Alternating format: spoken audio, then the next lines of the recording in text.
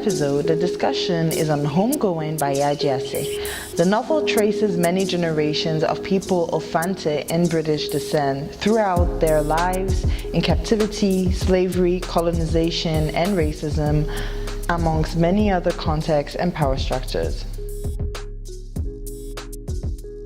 For this novel, I wanted to hear Evans, a graduate in English literature, a passionate artist and artivist, as well as CEO of VI Music.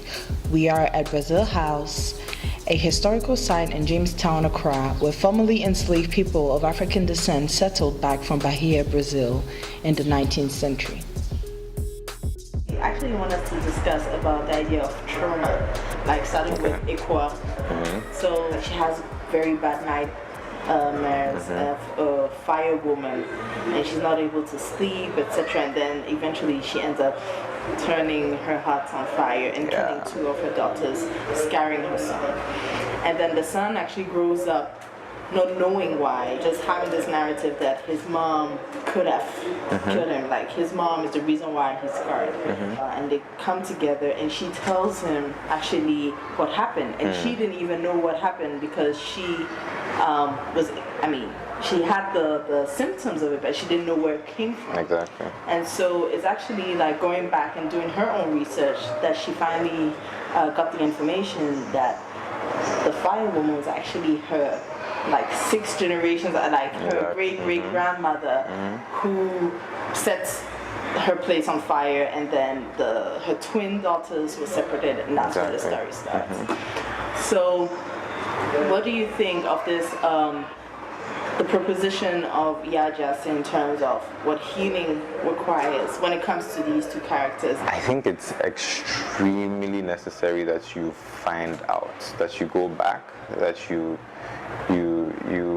try and discover what it is that caused things to be the way they are right now.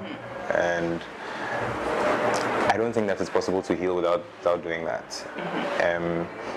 I think what has to be done more, and I hope nobody misunderstands me. I'm not saying that all Ghanaians do not know.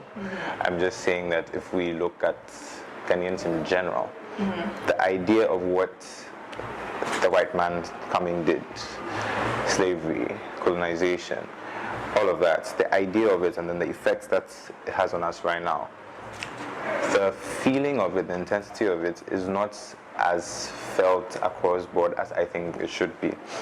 And so I think that for those who have done the research, those who are observing, what things are like in terms of our relations with the West now, in terms of our relations with the diaspora, and those who have actually gone a little deeper to, discover why things are the way they are, they would be doing us a service by sort of opening us as a people, as a bigger people, more to some of these things than perhaps we're exposed to now.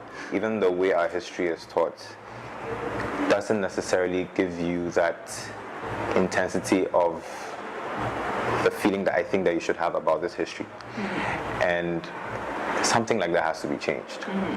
And so I think that for those who have done that research, who have been exposed, they need to open that up to the wider populace a little bit more. Through that, we discover that there's actually an illness. Through that, we discover how we can get our confidence back as a people.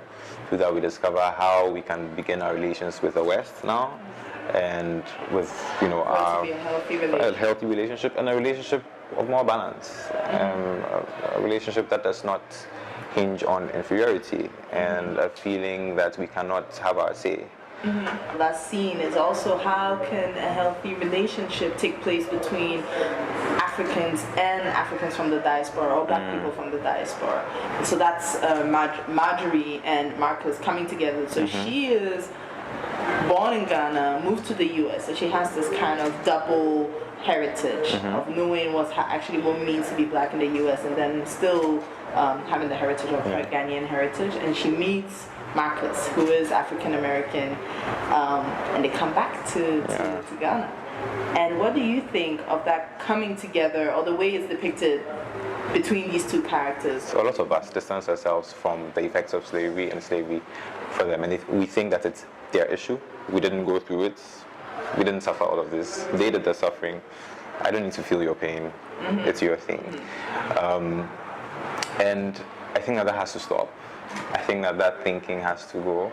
And if that veil is removed, and like you're saying, like the Marcus and Marjorie situation, where a Ghanaian, for example, and an African American can come together and say, okay, this is something that we've discovered about our history, and so we want to go back, immerse ourselves in it, and just begin the healing process together. I think it makes for a better, a healthier diaspora, a better way in which Black people can move in the world. And confidence is very important to me. We just become more confident people. I like what she did. I like what Yaa Gyasi did at the end. I like the motif of water as like cleansing fire. You know, and I just love the imagery that she's conjuring up there. And the fact that Marcus is scared of water, but he braves his fear. And so he's braving the whole healing, but like, I need to heal. So I'm going to do this, and I'm going to do this with the help of my, sister from Ghana. It's as if what Yaa Gyasi is trying to say is it has to go both ways. Maybe it's symbolic in this novel, but how can we, put it into practice in the everyday life? More interaction. I think there should be more interaction, more discussion. Let's just talk more. Let's not create that divide. That we didn't create the divide, but let's not perpetuate the divide that has been created. So let's interact more. Moving to another topic. One character that I found very interesting in this novel, and actually what the character symbolizes, is Kwe and his homosexuality. Yeah, okay. So I wanted to know, why do you think this topic is put in the novel at that time in the novel, and what does it bring, what does it add to the story? Part of the narrative I've heard growing up in Ghana, that homosexuality, for example, was brought by the Europeans, and it's something that has sort of developed in the very recent, very, very recent history. And it's because of neocolonialism and westernization, etc. So it's not indigenously African. Yes, there's a narrative like that. I think that in putting this there, it was very brave of Yaa Gyasi. I think that she's making a statement. I can see it not going down well with a lot of people, but I can also see it possibly opening people to the possibility of this having existed just, through existence. Like, it's been there. And I don't think I will struggle to believe if there are lots of people who say they've actually thought of it beyond the 20th century in Ghana, up the 21st century actually in Ghana. And so to put this out there in that time, I think it was a very brave thing to do, and I think she's making a very, very, very bold statement. I think it was necessary for the novel, honestly speaking, necessary for the Black experience as well. So kudos to Yaa Gyasi for putting that in there. I like that. What about the process of naming in this novel? Yeah. What do you think about it? I think that's from when I was doing my research on how people had taken the book here, there were two major things I think people had huge issue with, which even in the reviews that I read, some of the reviews I read, sort of even they seem to be more important than what the novel is actually talking about, which it's a big deal for Ghanaians, I know. The spelling of the names and the language issue. Let me start with the language issue. There were parts where people felt, the people I read, felt she could have given the fancy language or Chi more, just actually use words in certain points. There's a certain type of writing that's done like that. There are parts where somebody's just responding yes, where just be really, really simple to say, and things like that. And in the writing, she actually says the person responds in fancy or sorts like things like that. Okay. So then, Play more with that. so play more with that. So the people had problems with that. Yeah, I can see that because of the hype surrounding the book, and because of the expectations of it.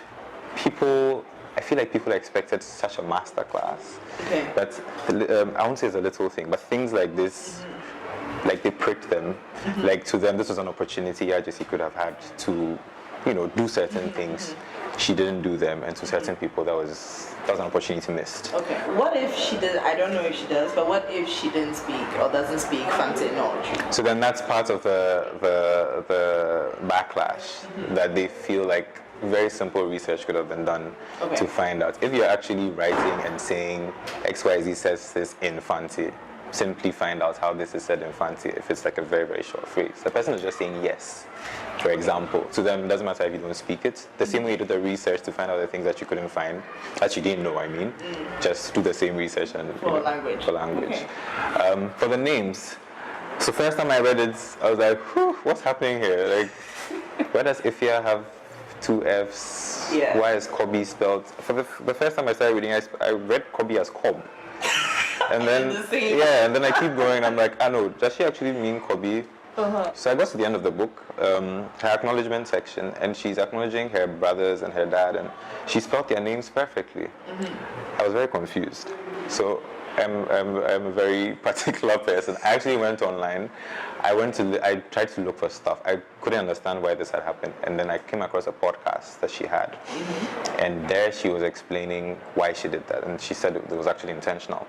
So she said that she, in doing her research, she realized that the British, in writing their history, spelled the names, phonetically, just how they heard them, and so she felt like in writing in that time, I don't know if this was a successful thing for her to do, if this was the thing to do, but in her head, if she was writing about people in that time, she felt like the spelling of the name would be interesting for, I don't know if she thought for everybody, but at least for those who know the spellings of the names, it would be interesting for them to sort of have discussions over things like that and just explore how the British decided to spell names the way they thought names should be spelled. Okay. So, I calmed down a bit knowing that she says it's intentional. I don't know if it was successful, but she says it's intentional.